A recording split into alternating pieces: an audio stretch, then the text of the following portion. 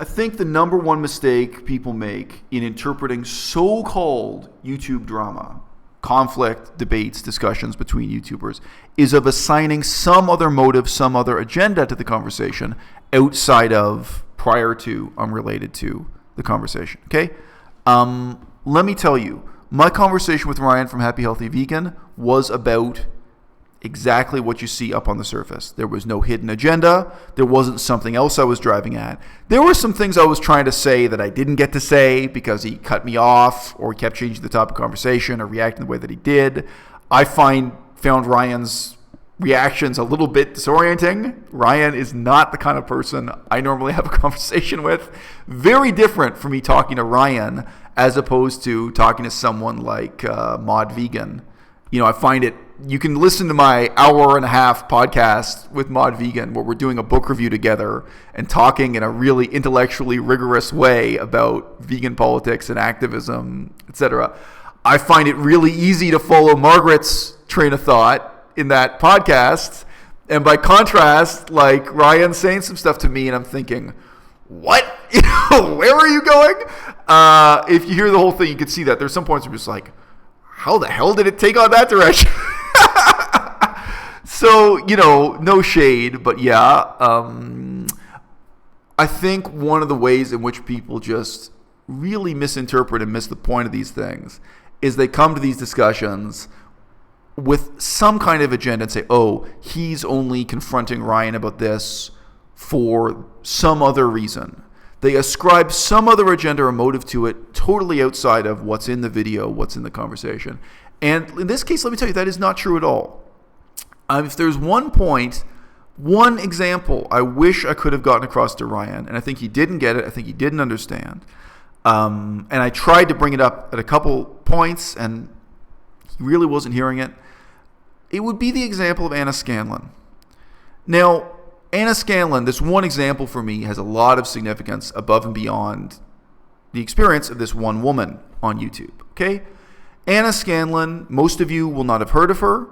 She was a normal person on YouTube. What does that mean? She was a vegan. She talked about veganism. She talked about vegan activism. She talked about vegan political theory. I remember she had a video talking about the politics of why veganism was so popular within Israel, because that was something she knew about. Talking about her own life experience, but not only talking about veganism. Why do I say she's a normal person? I mean, she was not selling a diet book. She was not selling you weight loss secrets. She was not trying to get famous. She was not singing and dancing. There's nothing wrong with singing and dancing. I just mean she was not an entertainer. She was not trying to be the next Freely. She was not trying to be the next Vegan Gains. She was just trying to come on the internet as a vegan, as a normal person, and share her perspective, share what she had to share. And the truth is, somebody like her has a lot to share. She has a PhD in history. She's much more of an intellectual than the average voice of veganism you see on YouTube. When I looked at someone like Anna Scanlon, I see somebody who has the real potential to contribute to veganism as a movement in the next 5 years. Okay? I got love for Vegan Gains. I got love for Richard. I got respect for what he does. And I can never do what he does. I am not going to put on a wig and sing a song. I'm not going to put on a wig and put on a fake Scottish accent. Richard, Vegan Gains, is an entertainer. Okay? I can totally respect that.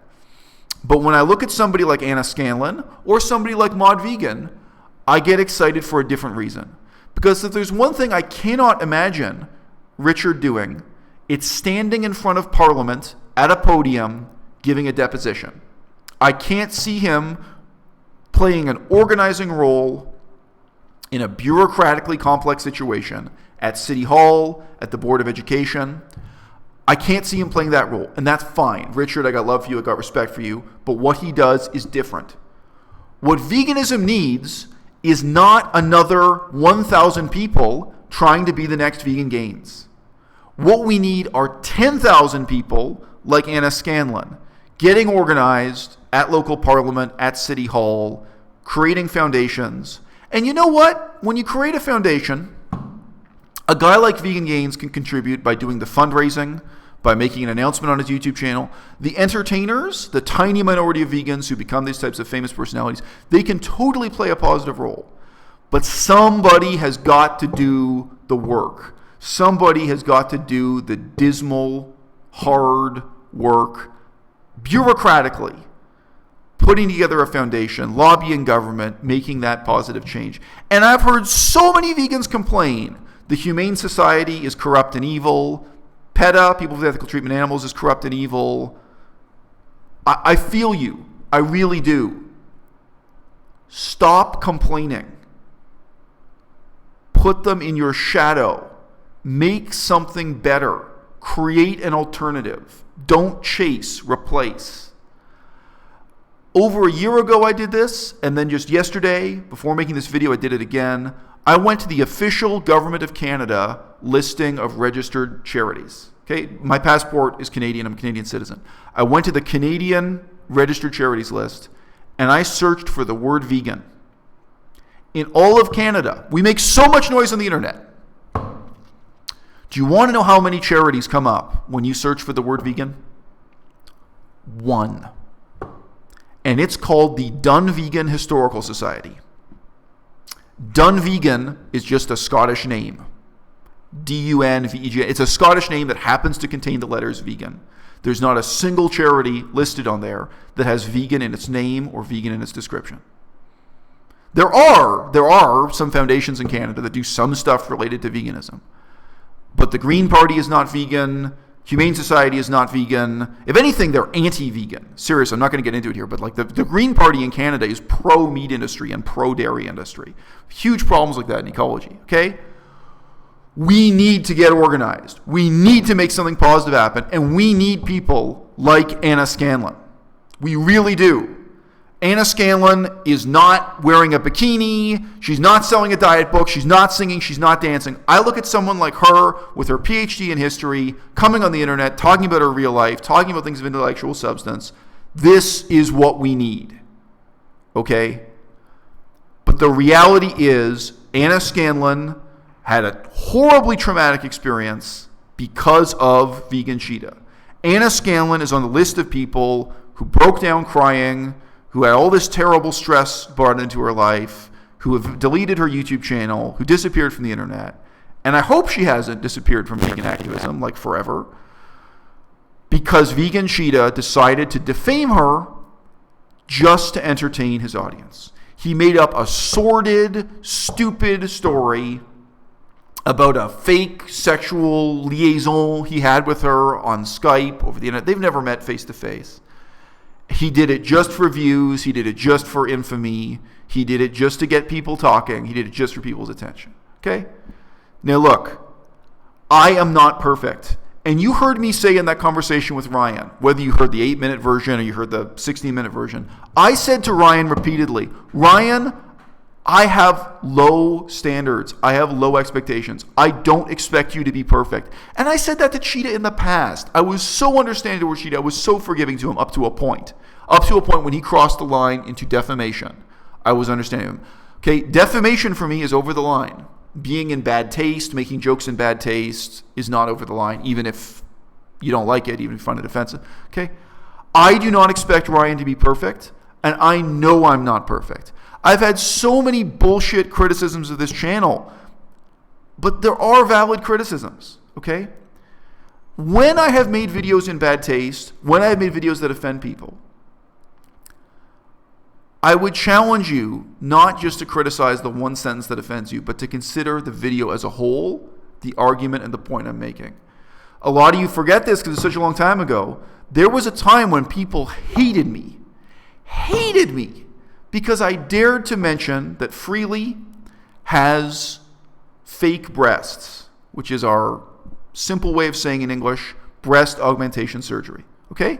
There are people who felt that was in bad taste, that it was insulting and denigrating for me to say that. Okay? I think that's a valid criticism. But watch the video as a whole. I did not make a video just insulting Freely for no reason. It's not a drama video. It's a really meaningful video talking about political problems in veganism, talking about pseudoscience and bad diet advice. That video, I'm happy that one day my daughter can watch it. I am not ashamed of that video. If you feel it's crossing a line for me to say in that video, for a good reason, you know what? I think people are forgetting. Frilly the Banana Girl, she's very skinny.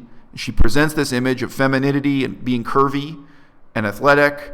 But you know what? She's not just lying to you about her diet advice. Back at that time, she had never made these videos admitting she had, part of her fame, part of her rise to fame as a beauty icon has to do with the fact that she has fake breasts. And that does matter, because Freely was somebody who claimed she would never eat a mango if it wasn't organic.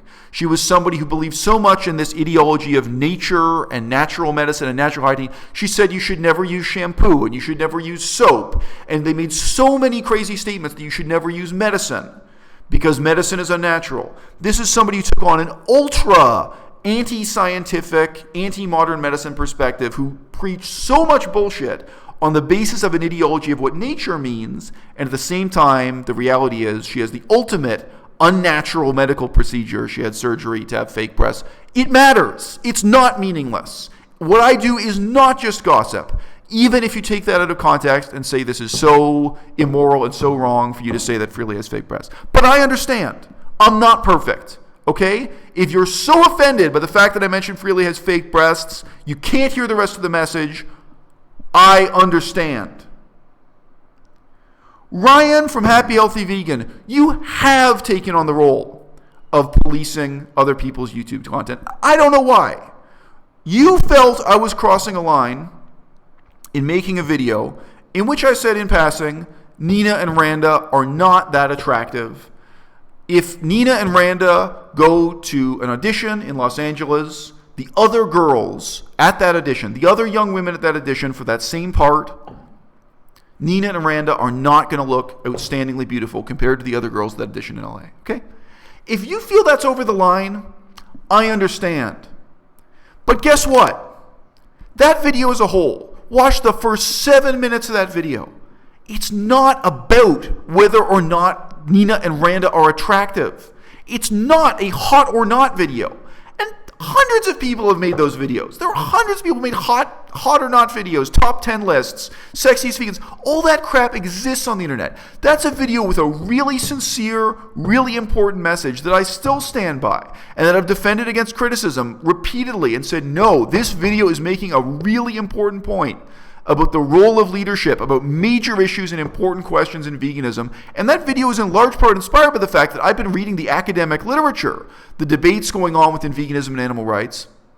And I was amazed at the low intellectual caliber of what was being published by people with PhDs. I'm amazed at the low intellectual caliber of what's said by major leaders like Gary Yourofsky, Gary Francione. You know, that video, there's such a long list of names. It's not just about Nina Randa. There's more than 20 names of important vegans criticized. Okay? If any of these things were true of Vegan Cheetah, it would be different. If Vegan Cheetah had made an insulting comment about Anna Scanlon in passing, in the context of a video that was sincerely trying to support a better future for the vegan movement, the way that video, my video that mentions Nina Rand, the way that was, if there was any validity, if there was any good intention behind what Cheetah was doing here, it would be different. Okay? If Anna Scanlon had quit YouTube over a controversy in which Cheetah had criticized her about the actual content of her videos, politically or in terms of animal rights, ethics, any of these controversial issues, whether it's vivisection or pet ownership or domestication, or there are so many real and important debates, that would be different, okay? That's not the situation we're in, Ryan. The situation we are in is that Cheetah is defaming people just for the sake of the defamation itself. He's really harming people with real malice, and it really damages the movement. And if Anna Scanlon was the only one, if she was the only example, this would still be of tremendous significance, Because for every one person like Anna Scanlon who has the courage to come here on the internet, I know there are 10,000 who say to me, who send me email saying they would never open a YouTube channel because they are afraid. They are living in fear of the consequences, not the consequences from the meat industry, not the consequences from bacon-eating trolls, the consequences from other vegans, the sheer malice and shallowness and pettiness and gossip-mongering, the defamation and threats of violence from people like Durianrider and people like Vegan Cheetah, the hostility and danger created within the vegan movement. It's created by other vegans. And it's created for no legitimate reason. It's not because they want to debate vivisection. It's not because they want to debate abolition versus meatless Mondays. Okay, like there are so many legitimate debates. Anna Scanlon is an important example in herself, but she represents thousands out there who are voiceless and who are going to remain voiceless. And those people do send me email. I get emails from people all the time telling me that I'm so brave because I put up with this, I endure the defamation, I keep coming back even though I've suffered so much just for speaking publicly about veganism. And I've suffered so much at the hands of my fellow vegans. I get those emails. I get emails from people who are my viewers, and they say, I'd love to do what you're doing. You're so brave, but I'm a school teacher. I work in the school system, but I'm an architect, but I have some respectable job, so I can't risk it. What are they talking about risking? They can't risk that what's happened to me, threats of violence, defamation, accusations, lies, that they can't risk that that'll happen to them. They can't risk that what happened to Anna Scanlon, Vegan Cheetah, inventing a story like this, they can't risk that it'll happen to them. Okay? Ryan, I appreciate your sincerity. I don't think you were phony with me at all, but I think you really don't get it. I think you are only thinking short term about the next video you upload.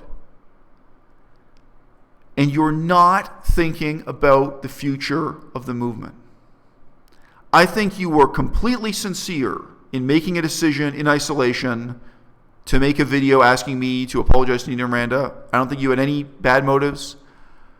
I really dislike the video you made because I think you misrepresent what I said and why I said it. It is damaging to me. I don't like that, but hey. Okay. And Ryan, at some point, short-term thinking starts to resemble evil. For the record, Ryan, I really tried to start on a positive footing with you. I started by talking about the weather, and then I started talking about Buddhism. I started talking about the fact that I have a background that you know nothing about because you don't watch my channel. I have a background as a real scholar of Buddhism. I actually learned to read Pali, the ancient language in which the Buddhist canon is preserved, the original writings that formed Buddhist philosophy in ancient India before Buddhism was exported to Tibet and Japan and China. I thought I could try to build with you on the common ground that we have. Okay?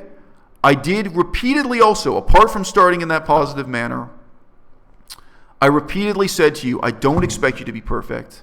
I don't expect you to solve my problems. I don't expect you to fight my battles for me. I made so many excuses for you in that conversation, really offering you kind of peace offering or setting up common ground, trying to build on something positive. And Ryan, I don't think you're cynical. I don't think you have any bad motives. But looking back on that conversation, if I ask, why did you fail to respond positively? Why did you fail to build on that common ground? I think it's the same answer as why you have failed to recognize why the damage done by Durianrider is so serious, why the damage done by Cheetah is so serious, and why it's necessary for people of principle to stand up and draw a line and say no more. Say,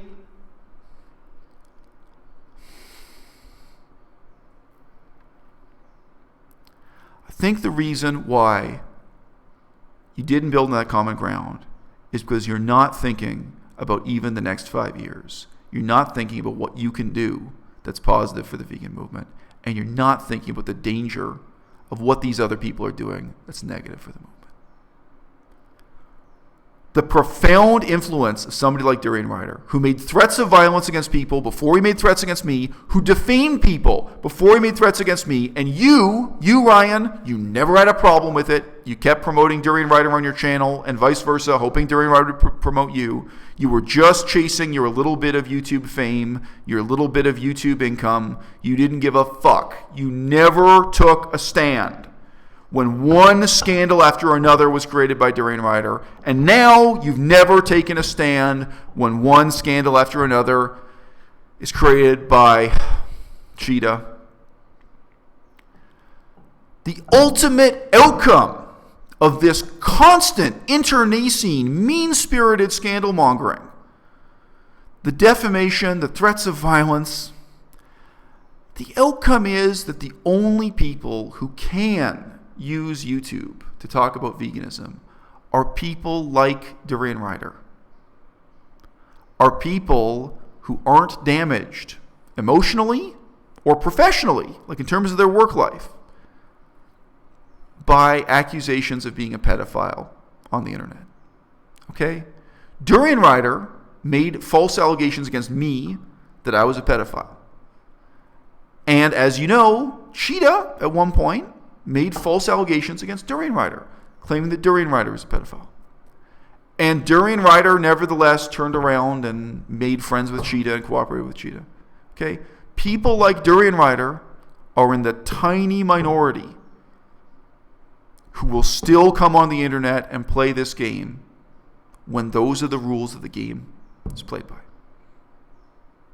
People like Anna Scanlon are not.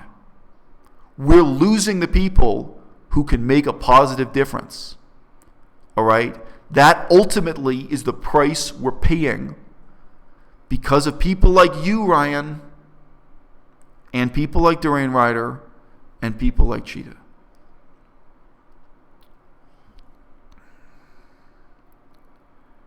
And you know, at bottom, when you put aside the more salacious aspects of it, when you put aside the fact that Durianrider threatened to kick my ass, he threatened to beat me up and pull me into a police station, when you set aside the fact that I am still in, divorce hearings, negotiations for custody of my own daughter, and the damage that could be done to my life by this kind of allegation, when you put aside all of the more dramatic elements, what really is at the basis of Durianrider shaming and denigrating people this way? What really is at the basis of Cheetah shaming and denigrating people this way?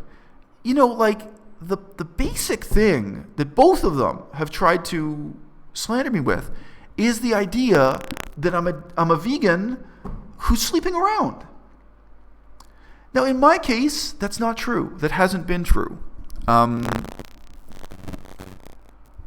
There are vegans in Chiang Mai who are sleeping around, okay? And I don't think any of them deserve this treatment. I have videos criticizing Ted Carr. Ted Carr, he talks about his lifestyle. I would never shame Ted Carr for the fact that he pretty openly says he's going to Chiang Mai, meeting vegan women. He doesn't believe in commitment. He has open relationships. He pretty much spells it out for you that he's there sleeping around. There's a couple, I'm sorry, I forget their names.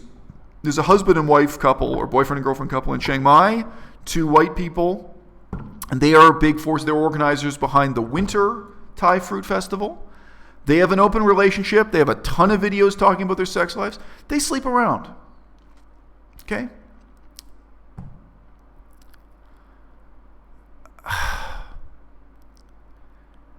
How can it possibly be accepted? I mean, look, when I look at people like that, when I look at people like Ted Carr, the fundamental reason why I don't take them seriously is that I can't imagine them making a positive commitment to the vegan movement in the next 5 years. I can't imagine them getting organized at City Hall, at Parliament, or any of those things I said before. But even so, I don't wish that on Ted Carr. I don't wish that on any of those people. None of these people deserve to be dragged out and slandered and humiliated for their sex lives just because they dare to talk about veganism on the internet. Like, They're not even vegan activists. They're just people who talk about vegan activism. They're not even people who are saving the planet. They're just people who come out and talk about their aspiration to save the planet, to have this positive impact, to make this contribution. And there's this terrible risk. There are these terrible consequences added on to just being vegan on YouTube, because people like Durianrider and people like Cheetah try to earn their living by humiliating you, by dragging your private life out into the public. It's shameful. It's really shameful, Ryan. And I don't know why it is you sleepwalk through life and you can't look in the mirror and see what's shameful about the role you've played in it. And I know hundreds of people were writing to you when the controversy between me and Durianrider happened and explaining to you just how shameful it was for you. Okay?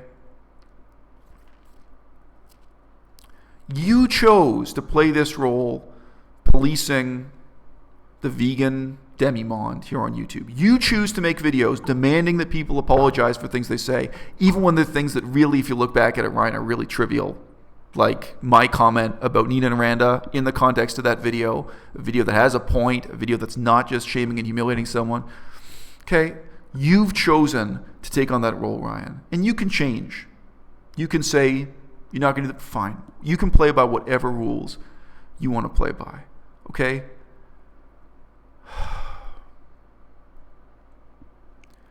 Actions have consequences, Ryan.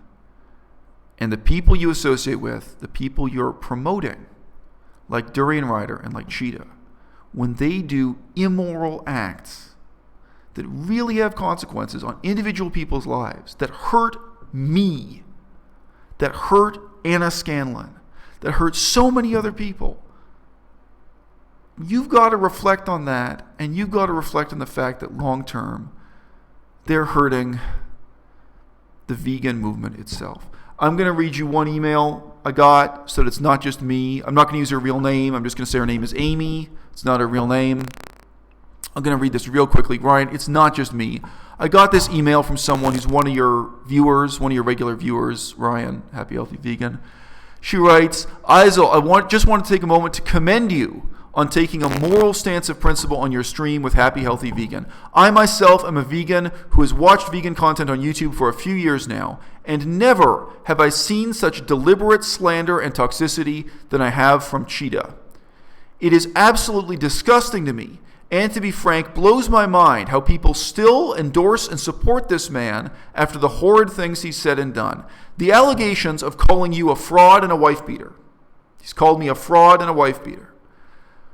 The way he mocked Tofu Tommy's eating disorder by pretending to cry and vomit in a bucket on YouNow, reducing Tommy to tears and suicidal thoughts, the way he mocked Vegan Lass's appearance, calling her an alien, the way he made fun of Joe Vegan, calling him a joke for raising a baby on a supermarket cashier's salary on Tumblr, the way he humiliated Anna Scanlon and brought her to tears, the way he told a viewer to go take care of his retarded child. How on earth can these people, especially ethical vegans, support such horrid and disgusting behavior like this? So when I saw the broadcast you were on with Ryan, it was such a relief to see a vegan content creator call out one of their peers for giving such a malicious person a platform. If Ryan was a man of his morals, he wouldn't want to give Charles an inch of the platform he has. And a lot of us are very impressed to see you call him out on this. It really shows that you are a man of your word and you stand on principle. I just wanted to quickly commend you on that. It was nice to see someone finally stand up and call out this immoral behavior in the community. Disappointing to see from Ryan, and it was amazing to see you take a stand like that. Ryan, if you have 10,000 people telling you that you're in the right and I'm in the wrong, wake up. And here's why. Somebody like Vegan Cheetah will always have more viewers than I do, will always have more fans than I do, will always have more supporters than I do. Someone like Durianrider, no matter how many times you make threats of violence against people, he's made threats of violence against women too,